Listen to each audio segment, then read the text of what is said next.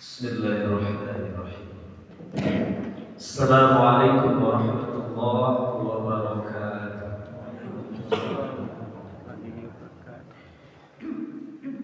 Alhamdulillah hamdan katsiran thayyiban mubarakan fihi. Asyhadu an la ilaha illallah wa asyhadu anna Muhammadan abduhu wa rasuluhu la nabiyya ba'dahu.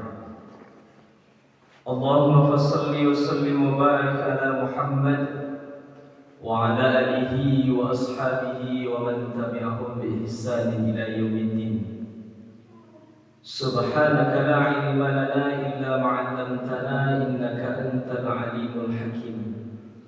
Rabbi shrah li sadri wa yassir li amri wahlul 'uqdatam min lisani yafqahu qawli.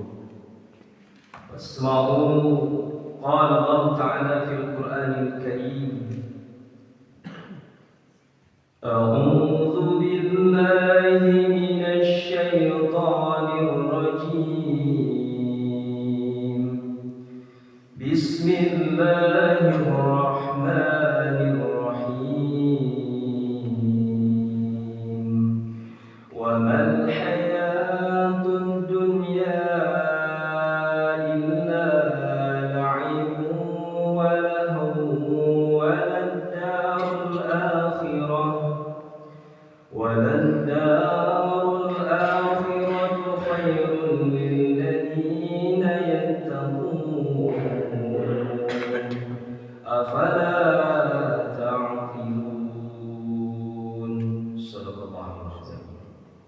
Quran surah ke-6 Al-An'am ayat yang ke-32.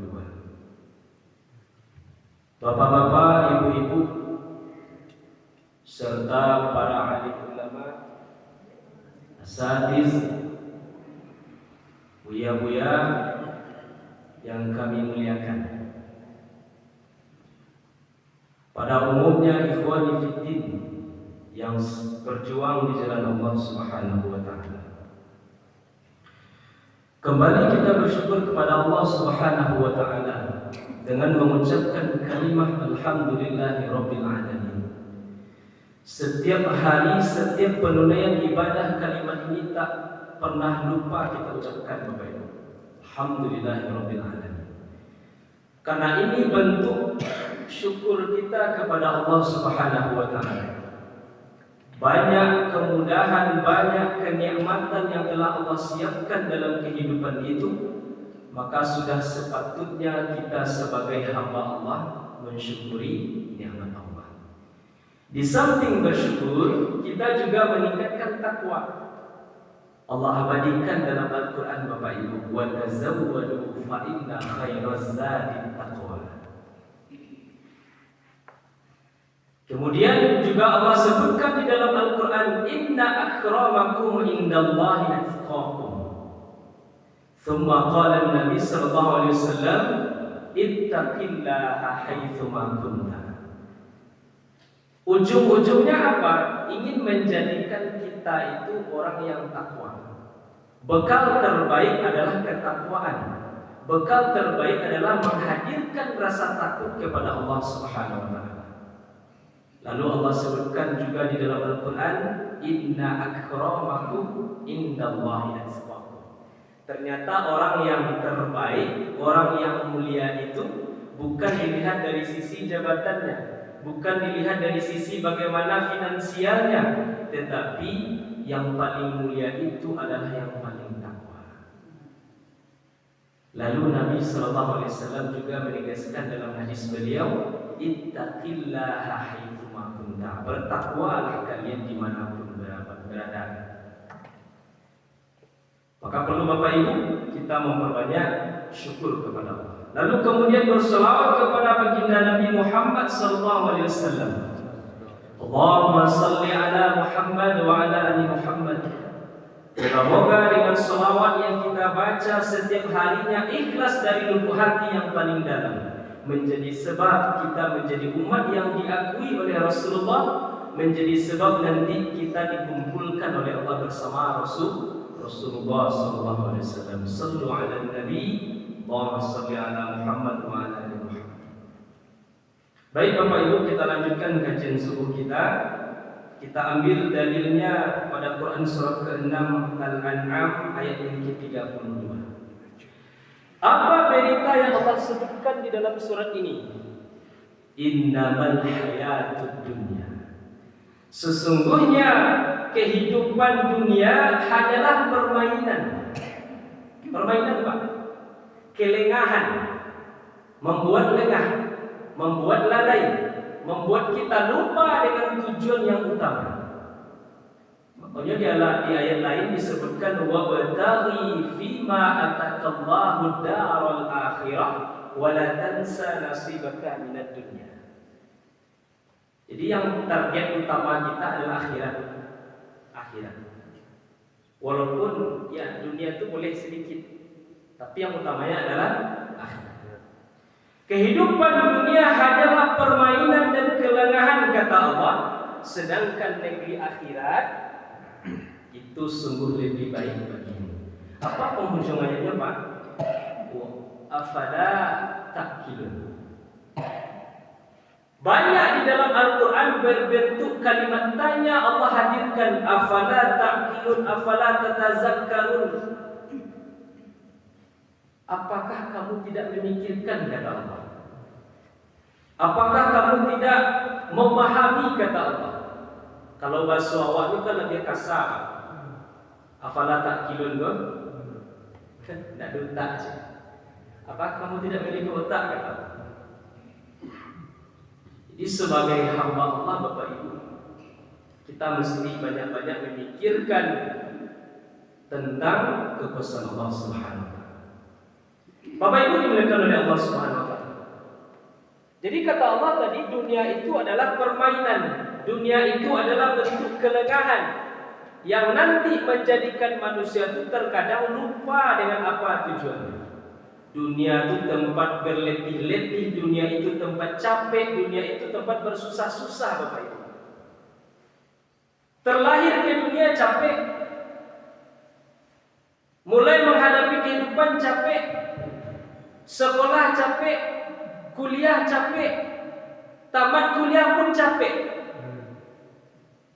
menikah belum menikah pun capek, belum punya anak dan sudah punya anak pun capek. Itulah dunia. Jadi dunia pun memang capek, latih atau capek. Lalu bagaimana cara kita menghadapi dunia?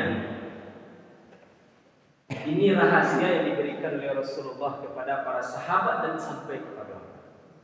Tingkatkan ketakwaanmu, hadirkan keikhlasanmu di dalam ibadah. Bersamai ibadah yang kita tunaikan itu dengan ilmu. Makanya Imam Al-Ghazali jelas menyebutkan dalam kitab Minhajul Abidin itu, penunaian ibadah itu mesti diawali dengan ilmu.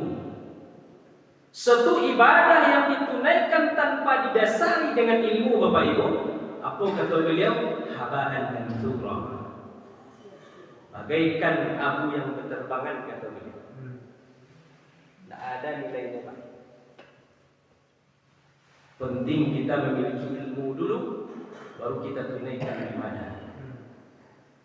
Semangat ibadah bagus Pak, tapi kita mesti memiliki ilmu. Maka Allah lebih memandang orang-orang yang memiliki ilmu daripada ahli ibadah yang tidak punya ilmu.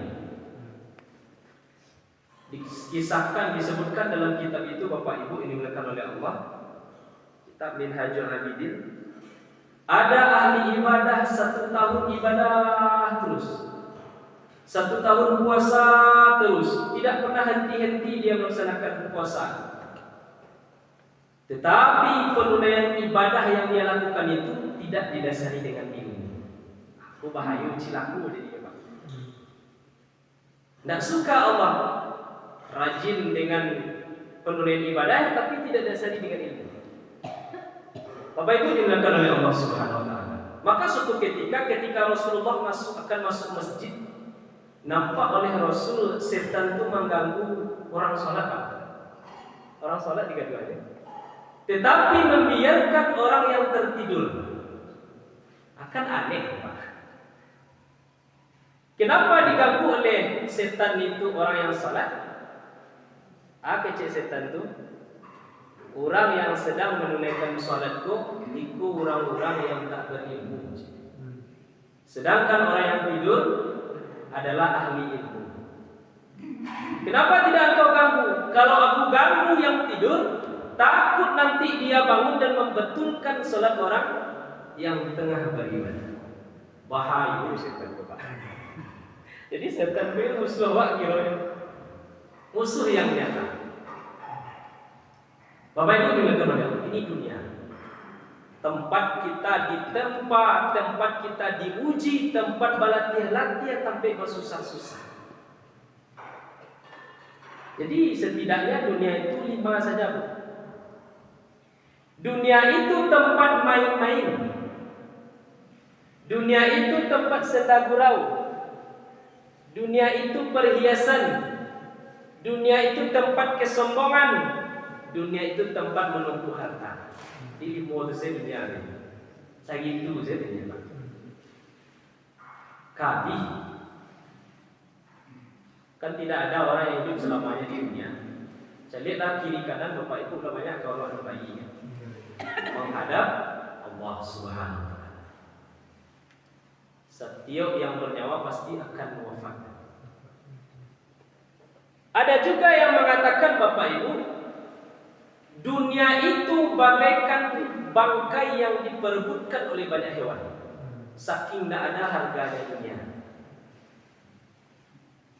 Disebutkan bahwa dunia itu tempat ujian awak, tempat latihan-latihan tadi, ayo mau itulah. Ibaratkan bangkai yang diperebutkan oleh banyak hewan. Kalaulah kata Allah, kalaulah ada harga dunia itu sebesar atau seberat sebelah sayap nyamuk, ini aku tidak akan ciptakan dunia, kata Allah. Jadi terhina, rugi orang-orang yang menganggap dunia itu nomor 1 di Bapak Ibu. Rugi orang-orang yang menganggap dunia itu lah baginya untuk selama-lamanya. Padahal dunia itu hanya sebagai media perantara untuk mengantarkan kita nanti menghadap Allah Subhanahu wa taala. Bapak Ibu dimuliakan oleh Allah Subhanahu wa taala. Nabi sallallahu alaihi wasallam menyampaikan sebuah hadis. Apa makna dari hadis itu Bapak Ibu? Ad-dunya sijnul mu'min wa jannatul kafir. Apa makna dari hadis ini? Dunia itu bagaikan neraka bagi orang-orang mukmin, bagaikan penjara bagi orang-orang mukmin. Wa jannatul kafir, dan surga bagi orang-orang kafir. Kan jelas beda itu Bapak Ibu. Mengapa disebutkan oleh Rasulullah dunia itu bagaikan penjara bagi awak, neraka bagi awak? Sebab dunia itu tempaan Bapak Ibu. Kan segala nak kuliah di dunia Pak. Yang belum menjadi hak awak, bermaksiat tak boleh kan? Kan lama tu kecil orang yang pernah mencuri. Maling tak boleh Pak. Memfitnah tak boleh. Menzalimi orang tak boleh. Bahkan maaf kata selingkuh pun tak boleh. Itu syariat Islam. Disebutkan oleh Rasulullah dunia itu bagaikan penjara bagi orang-orang mukmin, nerakanya bagi orang-orang mukmin. Wa jannatul kafir, dan surga bagi orang-orang kafir. Yo bapak payah dulu Bapak Ibu sebelum mendapatkan kesenangan. Ya sah. Ia berikhtiar dengan maksimal kita dahulu, baru mendapatkan hasil yang terbaik. Sama kita ibaratkan Bapak Ibu, orang-orang yang akan sparring. Kalau ikut dalam dunia persilatan, kan sparring kan latihan dulu.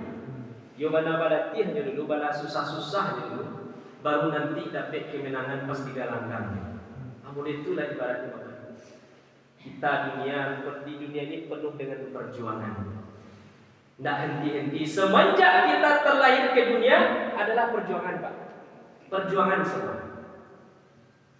Bapak Ibu dimuliakan oleh Allah Subhanahu wa taala. Agar perjuangan itu kita nikmati Bapak Ibu, mesti juga kita memiliki hati yang bening, hati yang bersih. Sebab di sini kita ingin menyampaikan ada 3 bahagian bentuk hati atau qalbu menurut Ibnu Qayyim Al-Jauziyah. Ada 3 bahagian bentuk hati atau qalbu. Kata Ibnu Qayyim Al-Jauziyah, yang pertama ada hati atau qalbun salim, hati yang selamat. Seperti apa hati yang selamat Bapak Ibu yang dimuliakan oleh Allah? Hati yang sehat, hati yang tidak mengandung penyakit, hati yang tidak diisi dengan rasa hasad, hati yang tidak diisi dengan rasa iri, dengki, segala macam. Aku qalbun salim.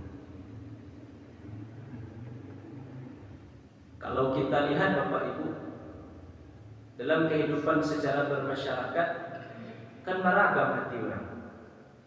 Ada yang elok di muka, di belakang musuh. Atau baca lo menghadapi itu Pak.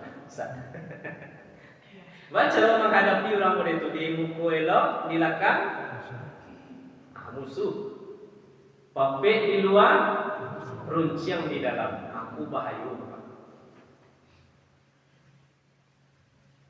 Hati yang sehat, hati yang selamat itu hati yang dibarasiahkan dari sifat-sifat buruk.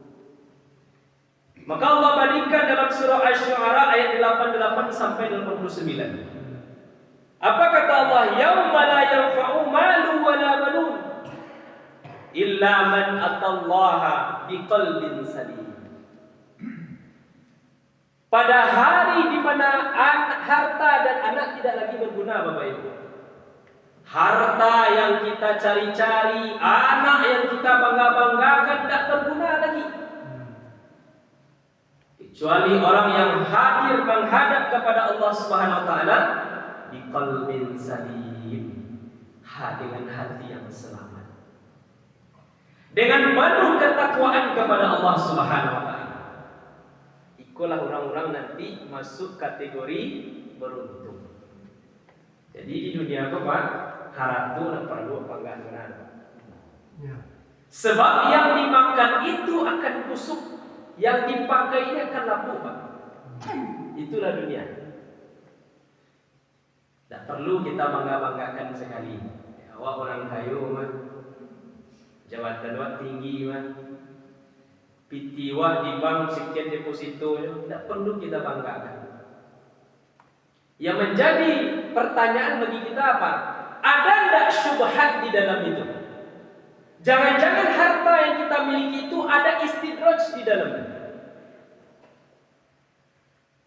Jadi harta anak nanti akan hadir suatu hari di mana tidak ada lagi gunanya. Harta anak yang kita banggakan dulunya sekolah siko, SD siko atau pesantren siko, kemudian aliyahnya di siko, kemudian universitas siko, lulusan terbaik cum laude. Kita bangga-banggakan anak awak, kerja di sini, kerja di situ, gaji sekian. Tak ada orang kata juga mengicil semua. Kita banggakan anak awak. Tanya tuh disuruh ketika wafat bisa jadi imam? Lah. Tidak mampu jadi imam. Padahal itu anak yang kita bangga-banggakan. Kok bisa awak menyekolahkan anak di suatu lembaga yang nanti lulusan situ tidak mampu menyolatkan awak ketika awak wafat Pak?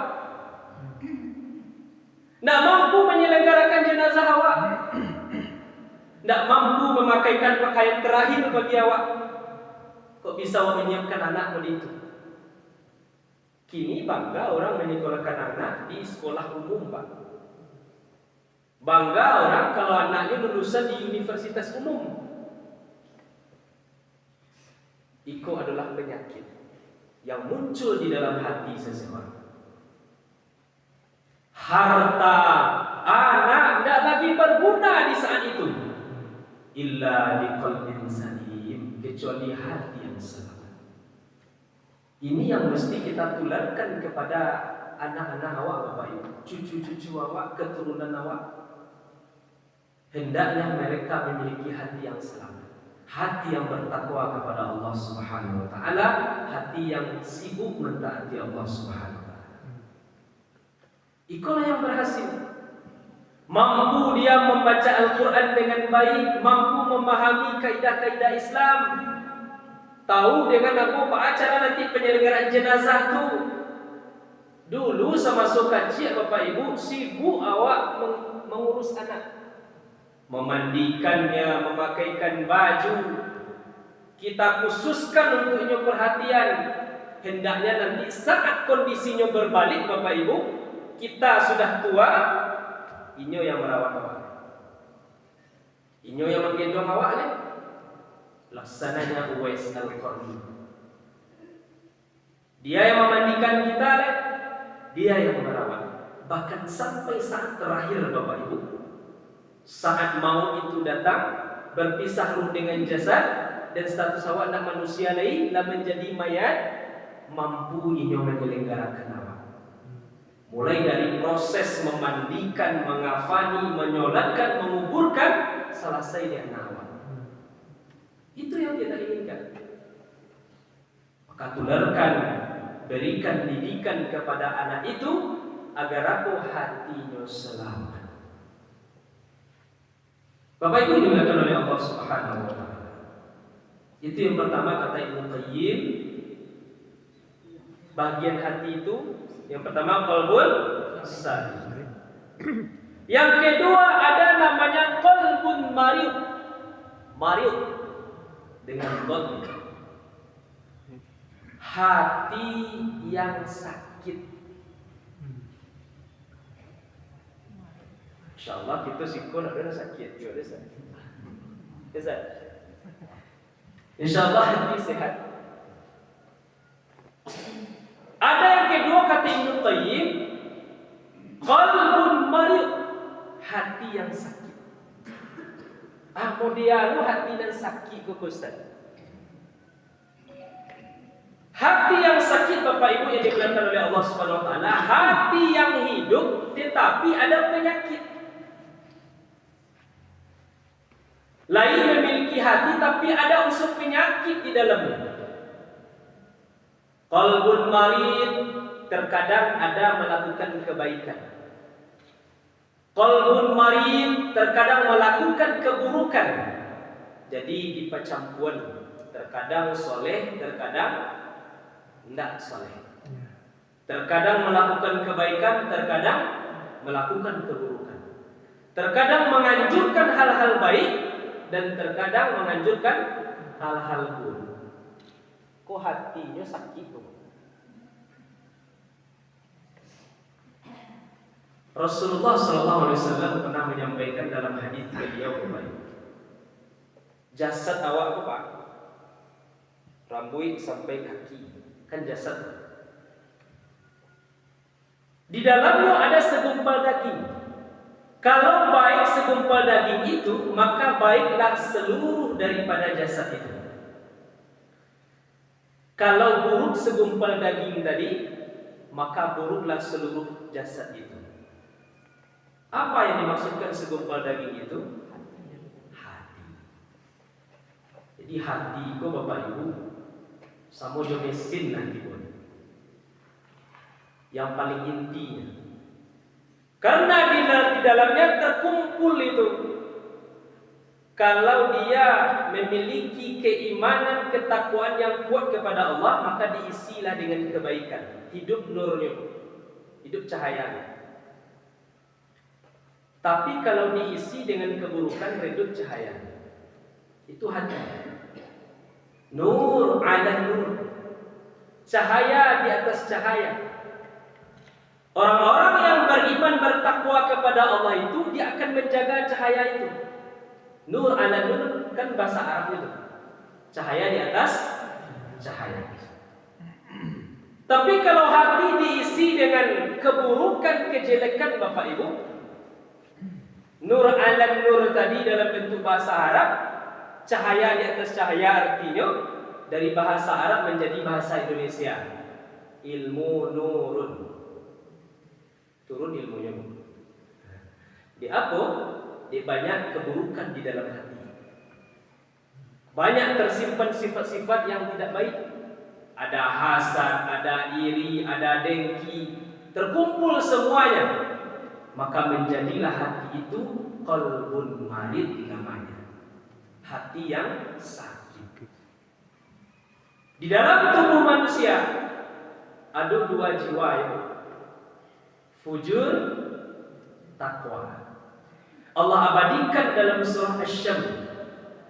Fa'alhamaha fujuraha wa taqwaha.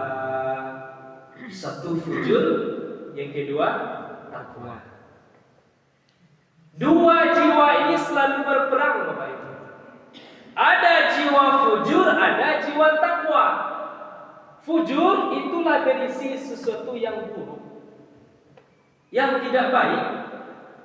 Takwa mengantarkan seseorang itu kepada kebaikan. Candu beribadah, candu berbuat amal saleh, suka dengan hal-hal baik, suka memberi nasihat. Itu takwa. Tak lain dan tak bukan keluar dari lisannya adalah nasihat. Kan itu gambaran bagaimana Rasulullah ketika berhadapan dengan Rasulullah. Tak lain dan tak bukan yang keluar dari lisan Nabi itu Pak, adalah nasihat semuanya. Untuk akhirat semuanya. Begitu mana sayang Rasulullah kepada para sahabat, bahkan sampai kawakini.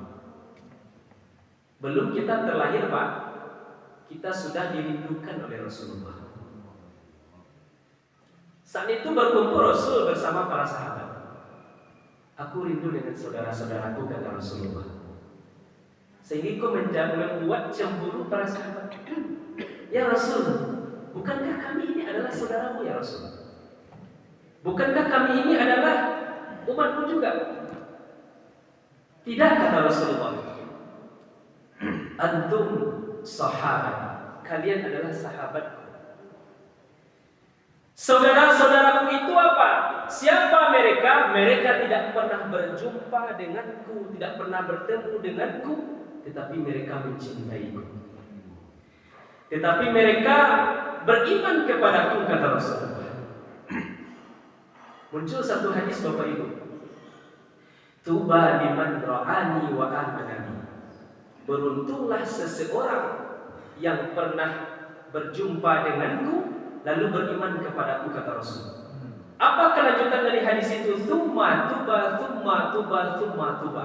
Beruntung, beruntung, beruntung liman la ra'ani wa amanani. Jadi banyak beruntungnya, kata Rasulullah, bagi siapa yang tidak pernah berjumpa denganku lalu mereka beriman kepadaku, kata Rasulullah. Ternyata yang disebut Bapak Ibu kita, umat beliau. Bapak Ibu yang dimuliakan oleh Allah Subhanahu wa taala. Maka berjuang kita Bapak Ibu agar hati awak tidak menjadi qalbun marid, hati yang sakit. Yang terakhir Bapak Ibu, yang ketiga kata Ibnu Qayyim al-Jauziyah, apa bentuk atau jenis dari bagian hati tadi? Ada qalbun mayyit namanya. Pertama, qalbun salim. Kedua, qalbun marid. Yang ketiga, qalbun mayyit namanya. Hati yang telah mati. Bapak Ibu yang dimuliakan oleh Allah Subhanahu wa taala. Kalaulah hati ini menjadi mati Bapak Ibu, tidak masuk lagi nasihat itu kepada badan diri. Tidak masuk lagi nasihat orang lain. Sebab apa? Hatinya sudah mati. Hatinya telah dikunci oleh Allah Subhanahu wa taala. Khatamallahu ala qulubihim wa ala sam'ihim wa ala absarihim ghishawatu wa lahum 'adzabun 'azim. Ikulah fatal mana Pak. Allah telah mengunci mati hatinya, lah ditutup rapat-rapat, tidak masuk lagi nur itu, tidak masuk lagi cahaya itu, tidak masuk lagi ilmu kepada hatinya. Allah tutup pendengarannya, Allah tutup penglihatannya, tidak lagi nampak kebaikan. Berarti apa yang ditunaikan oleh manusia itu lagi Bapak Ibu adalah kesesatan semuanya. Mengapa sampai ada qalbun mayyit? Mengapa sampai ada hati yang mati? Disebabkan kebiasaan sebelumnya. Hayya 'alas shalah, dipanggil ya kan, tapi tidak mau menurutinya. Dipanggil tidak mau mendengar.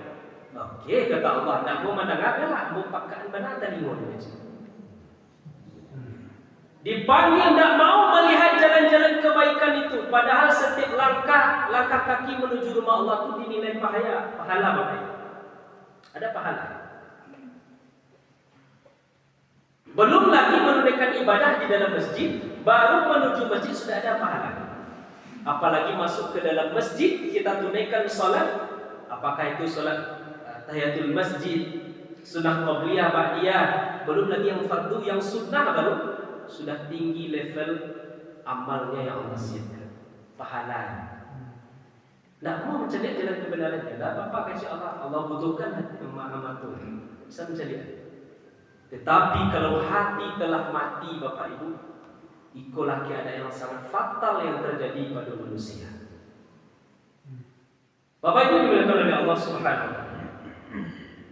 Maka tiga ini yang disampaikan oleh Ibnu Qayyim Al-Jauziyah, tiga jenis hati manusia, maka kita berikhtiar Bapak Ibu, hendaknya kita tetap menjaga hati yang pertama, qalbun salimun, hati yang selamat, hati yang dihiasi dengan kebaikan, hati yang bening. Kita bisa mencontoh bagaimana beningnya hati para ulama Bapak Ibu. Siapa itu? Imam Nawawi. Imam Nawawi suatu ketika pernah dijamret, pernah diambil imamahnya oleh penjamret. Jadi namanya penjamret itu ya suka ambil sesuka-suka. Diambil imamah baru langsung lari orang. Apa yang dilakukan oleh Imam Nawawi? Ternyata Imam Nawawi tetap dia mengejar orang. Bayangkan Bapak Ibu, pakai jubah, pakai jenggot, ya, balari mengajar orang. Kalau awak mengajar maling, awak kecil Pak. Maling, kamu itu kecil awak kan? Tolong, aduh kecil atau maling. Ternyata Imam Nawawi juga mengucapkan sebuah kalimat, Qul qabiltu. Apa makna dari bahasa itu? Ternyata karena penjamret dan maling tak paham bahasanya Bapak Ibu, tambah kencang larinya. Kalau Imam Nawawi kan mazhab beliau Syafi'i. Dalam mazhab Syafi'i bab hibah itu mesti ada ijab dengan qabul. Ada pihak yang menyerahkan, ada pihak yang menerima. Jadi inginnya Imam Nawawi ada akad, aku serahkan imamah ini kepada engkau, harapan Imam Nawawi apa? Terimalah. Itu sebenarnya maknanya. Tapi karena penjamret tidak paham maksudnya, tambah kencang lagi. Makanya penting yang suku Maliang itu perlu ngaji Pak. Perlu belajar. Kalau Maliang ilmu boleh tak Pak? Ajalah balik mandi jadi Bapak Ibu dimuliakan oleh Allah Subhanahu wa taala. Apa yang ingin kita sampaikan?